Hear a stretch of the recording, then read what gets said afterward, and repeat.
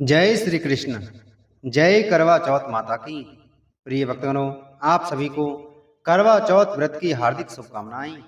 करवा चौथ माता आप सभी के सुहाग की लंबी उम्र दें और अपना आशीर्वाद बनाए रखें। प्रिय भक्तगणों, आज मैं आपको करवा चौथ की व्रत कथा सुना रहा हूँ। बहुत समय पहले की बात है। एक साहूकार के 7 बेटे और उनकी एक बहन करवा थी। सभी सातों भाई अपनी बहन से बहुत प्यार करते थे। यहाँ तक कि वे पहले उसे खाना खिलाते और बाद में स्वयं खाते थे। एक बार उनकी बहन ससुराल से मायके आई हुई थी। शाम को भाई जब अपना व्यापार व्यवसाय बंद करके घर आए तो देखा उनकी बहन बहुत व्याकुल थी। सभी भाई खाना खाने बैठे और अपनी बहन से भी खाने का आग्रह करने लगे। लेकिन बहन ने बताया कि आज उसका करवा चौथ का निर्जल व्रत है और वह खाना सिर्फ चंद्रमा को देखकर उसे अर्घ देकर ही खा सकती है। क्योंकि चंद्रमा अभी तक निकला नहीं है, इसलिए वह भूख प्यास से व्याकुल हो उठी है। सबसे छोटे भाई को अपनी बहन की हालत देखी नहीं जाती और वह दूर पीपल के पेड़ पर एक दीपक जलाकर चलने की ओट में रख देता है। दूर से देखने पर वह ऐसा प्रतीत होता है कि जैसे चतुर्थी का चांद उदित हो रहा हो। इसके बाद भाई अपनी बहन को बताता है कि चांद निकल आया है, तुम उसे अर्घ देने के बाद भोजन कर सकती हो।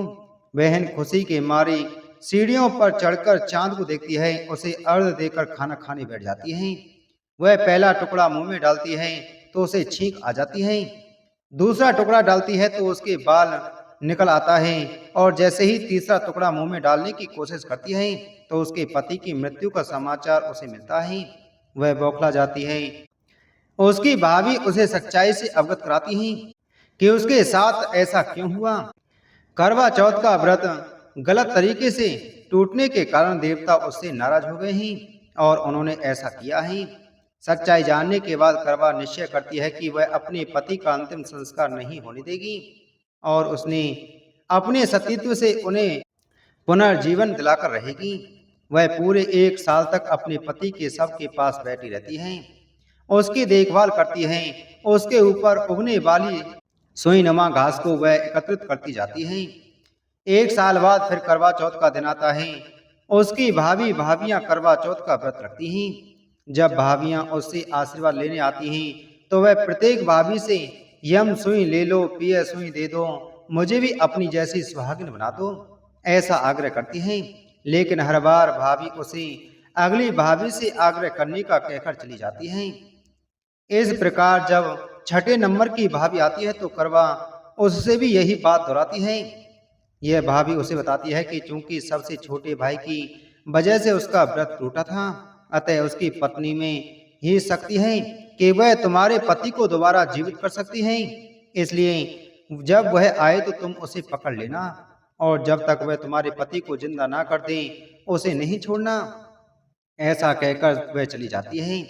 सबसे अंत में छोटी भाभी आती है। करवा उनसे भी सुहागिन बनने का आग्रह करती है, लेकिन वह टाल मटोली करने लगती है। इसे देख करवा उन्हें जोर से पकड़ लेती है और अपने सुहाग को जिंदा करने के लिए कहती है। भाभी उससे छुड़ाने के लिए नोचती है, खसोटती है, लेकिन करवा नहीं छोड़ती। अंत में उसकी तपस्या को देख भाभी पसी जाती है और अपनी छोटी उंगली को चीरकर उसमें से अमृत उसके पति के मुंह में डाल देती है। करवा का पति तुरंत श्री गणेश कहता हुआ उठ बैठता है। इस प्रकार प्रभु कृपा से उसकी छोटी भाभी के माध्यम से करवा को अपना सुहाग वापस मिल जाता है। हे श्री गणेश, माँ गौरी, जिस प्रकार करवा को चिर सुहाग का आशीर्वाद दिया, वरदान दिया, ऐसा आप सभी को देना। बोलो करवा चौथ माता की जय।